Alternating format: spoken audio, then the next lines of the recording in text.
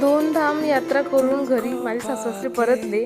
पण जेव्हा ते गाडीवरून उतरले तेव्हा त्यांच्या चेहऱ्यावरती जो आनंद आणि जी घरी परत येण्यासाठी त्यांची जी तळमळ होती ती आपल्याला दिसते. आणि आम्हाला आमच्या चेहऱ्यावरती तुम्हाला दिसत असेल की आम्ही किती त्यांना मिस करत होतो आणि किती त्यांची येण्याची वाट बघत होतो. तर कसं आहे, एखादी व्यक्ती घरात असेल, सवय पडून गेली, ती व्यक्ती जर बाहेर गेली ना तर ते घर असं आपल्याला खाली खाली वाटतं. आणि तसंच महिन्याभर झालं होतं.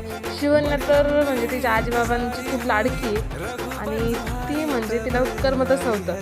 तर शिवन्या तर आल्या आल्या तर खूप खुश झाली. आजीबाबा त्यांची गाडी आली म्हणे आणि आता बॅगा उतरायचं चालू होतं. पण मग आम्ही म्हटलं ते घरी केव्हा येतील. त्यांनी खूप चालले होते आमच्यासाठी. यात्रा करून त्यांची यात्रा सुखरूप झाली देवाच्या आशीर्वादाने. हे खूप छान झालं आणि ते घरी आले तर आम्ही खूप आनंदी होतो.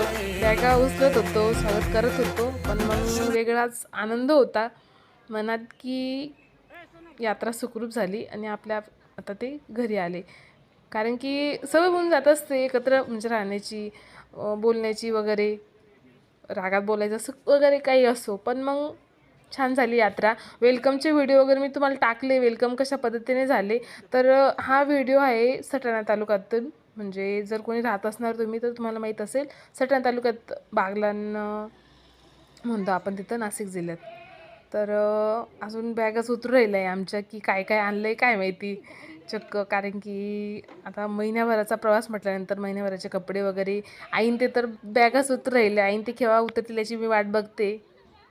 तर असं होतं आमचं दोनधाम यात्रेचं स्वागत, घरी येण्याची